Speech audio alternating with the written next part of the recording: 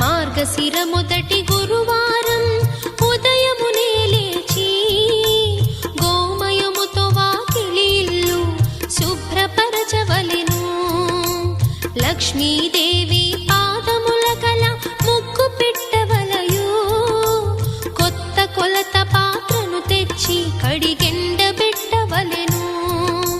దానిని వివిధ రకాలైన బొమ్మలు ముగ్గులతో అలంకరించి అందముగా తయారు చేయవలే. లక్ష్మీదేవి కథ, శ్రీ లక్ష్మీదేవి కథ. లక్ష్మీదేవి కథ, శ్రీ లక్ష్మీదేవి కథ.